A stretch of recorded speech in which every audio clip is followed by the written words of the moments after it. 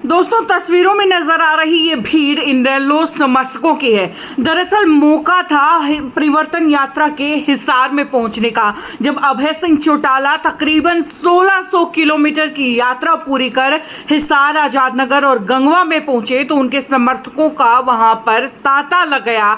समर्थक न केवल उनके साथ कंधे से कंधा मिलाकर रोड पर चलते हुए नजर आए, बल्कि खुशी से झंडे इनेलो के हवा में लहराते हुए भी नजर आए। इस दौरान समर्थकों का जोश न सिर्फ बच्चों में, बूढ़ों में, बल्कि नौजवानों में साफ साफ देखने को मिला। और इसके साथ साथ देखने को मिला भारी भीड़ का जमावड़ा।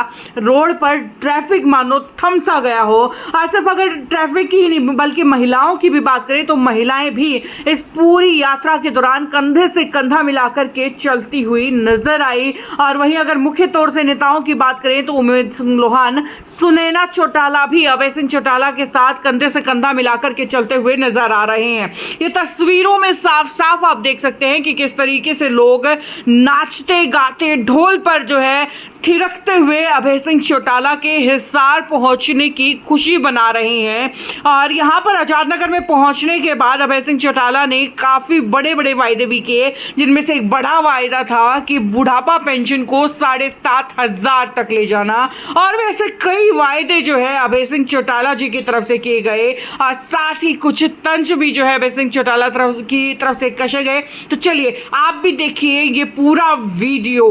भाई सिर्फ एक ने उसके सारे दर्शकों ने मेरी हाथ जोड़ के राम राम। फिलहाल आजादनगर में खड़ी हूँ और ये पीछे जितने हरे झंडे दिखने लग रहे हैं, एक भाई लंबे टाइम के बाद जो है ये हरे झंडे इन लोगों के दोबारा देखने मिले हैं। हरियाणा परिवर्तन यात्रा में अभय सिंह चौटाला लगातार पिछले कई दिनों से पैदल चल के हरियाणा नापण लग रहे हैं। हरियाणा में परिवर्तन यात्रा जो है करने लग रहे हैं। शुरू होने से पहले यह यात्रा सुर्खियों में थी और आज लग भी है। और इसका जो है लोगों में चाह कितना है वो जो तामेर जो रोड पे जो युवा खड़े हैं उनसे देख के अंदाज़ा लगा इसको। खैर भाई ये वो लोग हैं जो है अभय सिंह चौटाला के साथ साथ जो है आज की इस पूरी यात्रा के अंदर जो है साथ साथ चलने लग रहे हैं। बाइक रैली जो है उसके आगे खड़ने लग रहे हैं।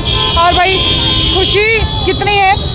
अच्छा ये बताओ इनेलो का सपोर्ट करते हो? हाँ जी, पूरा सपोर्ट। कारण क्या है, क्यों सपोर्ट कर रहे हो इस यात्रा में? किसानों के लिए सबसे बढ़िया पार्टी रहेगी जी। अच्छा हाँ जी। तो आने वाले इलेक्शन में जो परिवर्तन यात्रा निकल रही है उसका कोई असर दिखाई देगा? परिवर्तन ही देख लेना जी आने वाले इलेक्शन में। आप परिवर्तन ही देख लेंगे। क्या बात है भाई। हाँ जी, बाइक रैली क्यों जो है आज आप सपोर्ट कर रहे हो, क्या कारण है इनेलो को सपोर्ट करने का? बस यही है जी, किसानों के लिए द बेस्ट है जी। किसानों के लिए द बेस्ट है। युवा हो, युवाओं को भी कुछ उम्मीद है क्या? उम्मीद है जी, तभी आ रहे हैं जी। उम्मीद है। ये देखिए कि वो युवा हैं जो हिसार के अंदर जो है उनके साथ साथ पैदल बाइक रैली जो निकाल रहे हैं। पीछे अभय सिंह चौटाला पैदल चलते हुए जो है आ रहे हैं। चलिए उनसे भी बातचीत कर लेते हैं। किसान आंदोलन की मैं बात करूं, लगातार आंदोलन चल रहा था।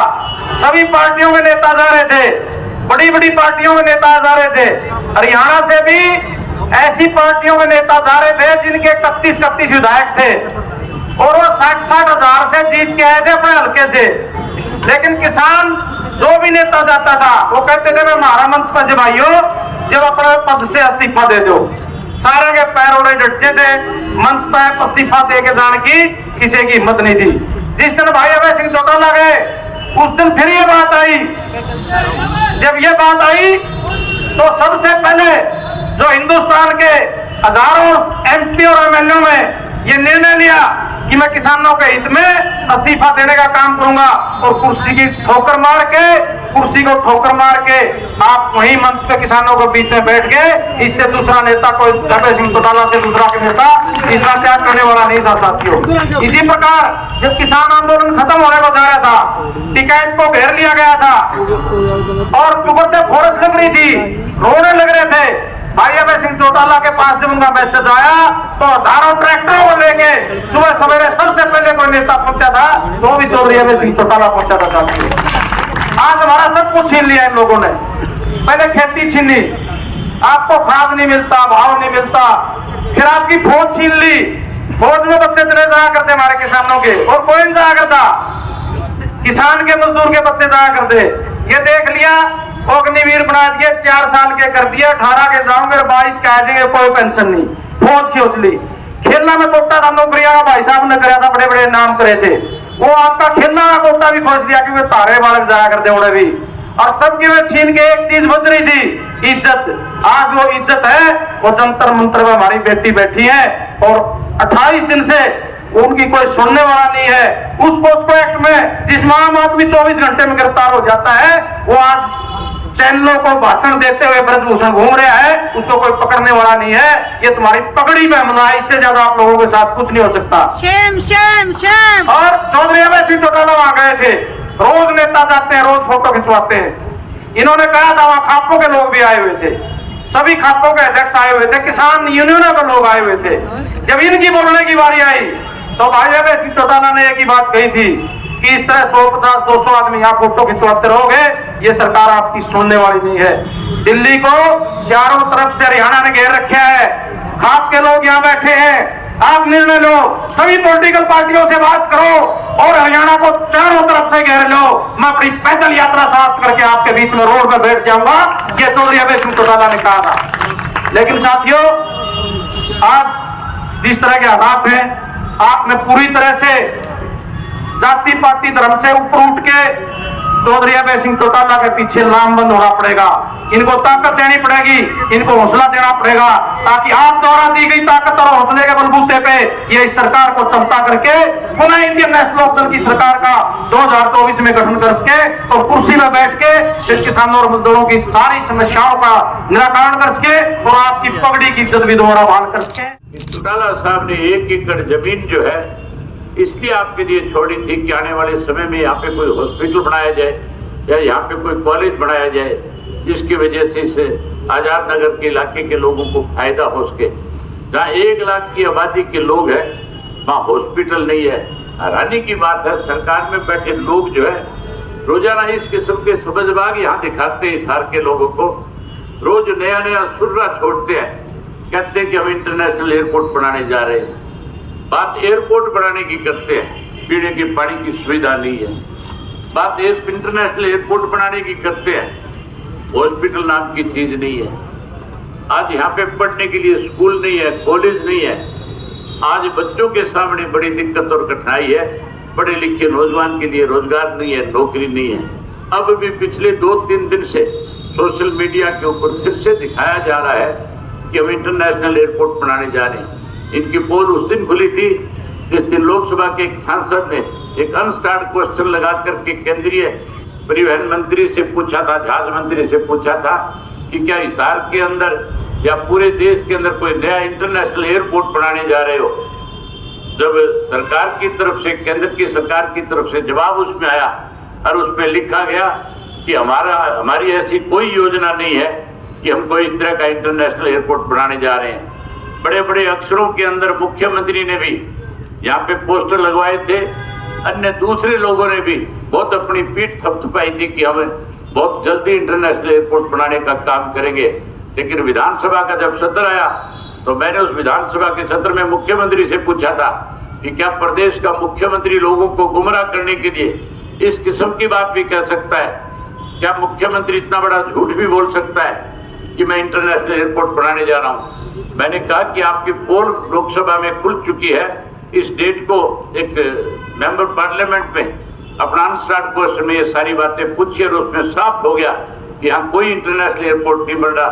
आज हिसार के अंदर अगर कोई एयरपोर्ट है तो केवल डोमेस्टिक भी नहीं है, आज तो एविएशन क्लब है सिर्फ, जिसके अंदर बच्चे ट्रेनिंग के लिए आ जा सकते हैं। वो आज का नहीं है, बहुत पुराना है। जब हम यहाँ गवर्नमेंट कॉलेज में पढ़ा करते, यूनिवर्सिटी में पढ़ा करते थे, हम जब यहाँ पढ़ने आए थे उससे भी बहुत साल पहले से एविएशन क्लब यहाँ पे बड़ा हुआ था। आज भी वही एविएशन क्लब है। आज जो एयरपोर्ट की बात करते हैं वो हरियाणा या हिसार के अंदर अन्य सुविधाएं देने की बजाय कहीं ना कहीं इस तरह की बातें कह करके गुमराह करने का काम करते हैं। आपने जो भाईचारा कमेटी की तरफ से मुझे एक मेमोरेंडम जो दिया है, मैं मुख्यमंत्री को आज रात को ही आपके इस मेमोरेंडम के साथ एक चिट्ठी लिख करके मेल करने का काम करूंगा और उनसे कहूंगा कि आजाद नगर के लोगों की जरूरत है कि आज वहाँ पे एक हॉस्पिटल बनाया जाए। वहाँ आबादी 1 लाख से ज्यादा की है। जहाँ आप हॉस्पिटल बनाओ वहाँ कोई ना कोई ऐसी जगह भी वहाँ पे पता करो जहाँ लड़कियों का कॉलेज बनाया जा सके, जिससे यहाँ की बच्चियों को पार्क पढ़ने में जाने में दिक्कत और कठिनाई ना हो। अगर साथियों इस सरकार ने आपकी बात को, मेरी बात को, आपकी बात को मान लिया तो ठीक है।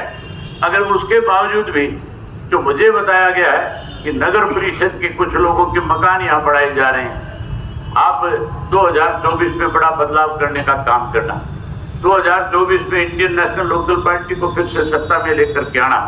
जैसे आप इंडियन नेशनल लोकदल पार्टी को सत्ता में लेकर के आओगे, जो जगह आप हॉस्पिटल के लिए कह रहे हो, इस जगह में चाहे कुछ भी बना दिया जाएगा, हम उस पर बुलडोजर फिरा करके आपके लिए हॉस्पिटल बनाने का काम करेंगे। आपके लिए हॉस्पिटल बनाएंगे, वहीं आपके लिए इस आजाद नगर के इलाके के लिए जो 1 लाख की आबादी का क्षेत्र है, उसमें बच्चों के पढ़ने के अलग से स्कूल और कॉलेज बना करके भी देंगे, ताकि यहाँ के बच्चे दूर पढ़ाई के लिए ना जाएं। मैं साथियों आपके बीच में इस परिवर्तन यात्रा को लेकर के आज इसलिए आया था कि जिस किस्म के हालात आ जाए, मैं उम्मीद करूंगा कि आजाद नगर के लोग, इस नलवा विधानसभा क्षेत्र के लोग आने वाले चुनाव में जहां भाजपा को सबक सिखाएंगे, वहीं कांग्रेस को भी सत्ता से दूर करके इंडियन नेशनल लोकदल पार्टी को सत्ता में लाने का काम करोगे। जब इंडियन नेशनल लोकदल पार्टी को सत्ता में लेकर के आओगे, हमने अपने राज्य में पहले भी बहुत से पढ़े लिखे नौजवानों को रोजगार और नौकरी देने का काम किया था। चौधरी ओम प्रकाश चौटाला जी ने अब की बार इस बात का ऐलान किया है कि हमारी सरकार बनने के बाद हम हर घर से एक पढ़े लिखे नौजवान बच्चे को रोजगार और नौकरी देने का काम करेंगे। जो बच्चा नौकरी से वंचित रह जाएगा, हम उसको मायूस नहीं होने देंगे। हम उस बच्चे को भी 21,000 रुपया बेरोजगारी भत्ता देकर के उसका मान सम्मान बढ़ाने का काम करेंगे। वहीं हम अपने बुजुर्गों को मान सम्मान की पेंशन जो चौधरी देवीलाल ने 100 रुपया शुरू करी थी, आज की मौजूदा सरकार जो पेंशन अपने परिवार पहचान पत्र की आड़ में काट रही है, हम कटी हुई पेंशन बुजुर्गों की बहाल करके उनको समेत ब्याज उनको लौटाने का काम करेंगे। वही 100 रुपए वाली पेंशन जो उसको 7500 रुपया करके बुजुर्गों का मान सम्मान करने का काम करेंगे। माताएं और बहनें बैठी है, मोदी जी कहा करते थे कि मेरी सरकार बनने के बाद हर बहन और माता को मैं घर में गैस का चूल्हा और गैस का सिलेंडर मुफ्त में देने का काम करूंगा। जहां मुफ्त में गैस का सिलेंडर और चूल्हा देने की बजाय लोगों के बीच में विवाद खड़ा करने का काम किया है।